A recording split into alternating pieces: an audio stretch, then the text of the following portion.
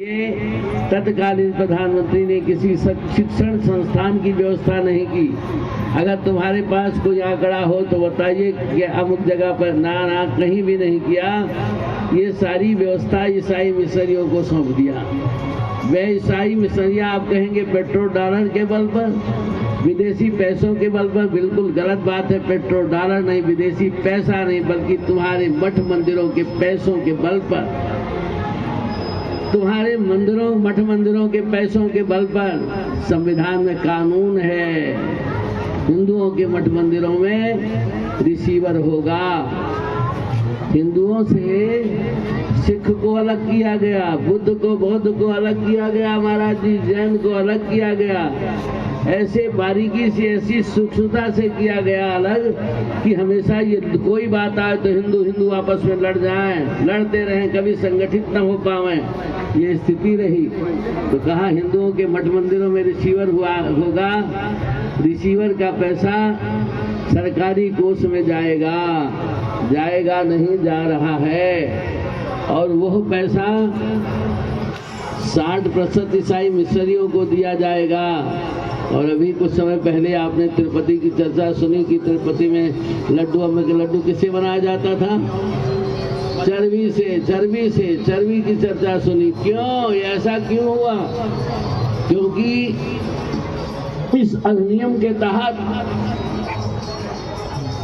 तिरुपति का जो प्रधान था, अध्यक्ष ईसाई था। आप रोक नहीं सकते। ये स्थिति रही। तो आपके संविधान में है हिंदुओं के मठ मंदिरों का पैसा 60% ईसाई मिशनरियों को दिया जाएगा और दिया जा रहा है। 40% पैसा मदरसों और मौलवियों को दिया जाएगा। आप रोक नहीं सकते। ये स्थिति परिस्थिति है, ऐसा संविधान है। आप लड़ते रहोगे आपस में तो कुछ नहीं कर पाओगे। इसलिए यात्रा का लक्ष्य है आपस में प्रेम करना सीखो, लड़ाई मत करो।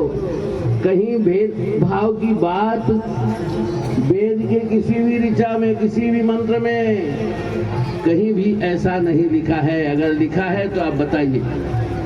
कहीं भेदभाव की बात नहीं, किसी ऋचा में, किसी मंत्र में ऐसा नहीं आया है। नहीं, हमारे पास समय होता तो एक एक करके हम बताते यह जाति कैसे बनी, यह जात कैसे बनी, यह जात कैसे बनी, मेहतर कैसे बने, कौन कैसे बने। इनको दंड दिया गया। क्यों दंड दिया गया? क्योंकि आज़ादी की लड़ाई करते रहे। क्या कहें, ज़्यादा हम बोलना नहीं चाहते हैं। इस समय ज़्यादा बोलना नहीं चाहते हैं। जिसे तुम राष्ट्रपिता कहते हो, ध्यान दें रामायणी जी, जिसे तुम राष्ट्रपिता कहते हो, राष्ट्रपिता ने 3 की कभी प्रशंसा नहीं की। सब पढ़े लिखे लोग खड़े हैं, बैठे हैं, बताएं अगर मैं गलत कह रहा हूं तो। 3 की कभी प्रशंसा नहीं की। कभी राष्ट्रपिता ने आपके इन 3 को आदर की दृष्टि से नहीं देखा। कौन 3? प्रथम से गुरु गोविंद सिंह जी महाराज, और दूसरे थे महाराणा प्रताप, और तीसरे कौन? शिवाजी थे। अरे तुम्हारा इतिहास ही बदल दिया गया। जिनने देश के लिए बलिदान किया, सब कुछ किया, उन सबको पीछे ढकेल दिया गया।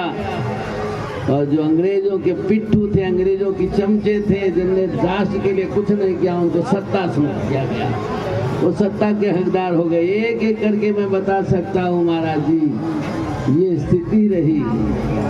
और इतना ही नहीं, आज भी हमारे बच्चे, वाह भाई वाह, जो हिंदुओं के बहू बेटियों को लेकर के मीना बाजार लगाता था, जो हिंदुओं की बहू बेटियों को, मैं गलत कह रहा हूँ, हिंदुओं की बहू बेटियों को लेकर के मीना बाजार लगाता था, वो हमारे लिए महापुरुष हो गया। आज अकबर हमारे लिए समाज सुधारक है, महापुरुष बन गया। और हमारे महापुरुषों को बिल्कुल ढकेल दिया गया पीछे। ये स्थिति रही। कब तक इसे बर्दाश्त करते रहोगे?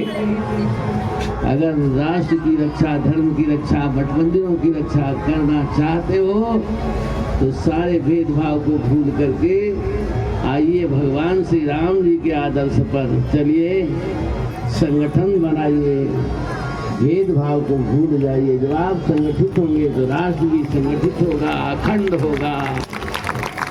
राम राज्य की स्थापना तभी होगी, राम राज्य आएगा, राम राज्य। अरे गांधी जी तो कहते चले गए राम राज्य, लेकिन गांधी जी के अनुयायी तो राम राज्य का ही विरोध करते रहे।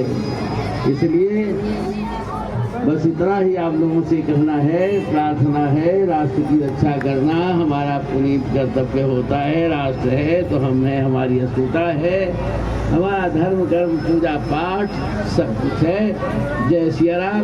बस यही बात।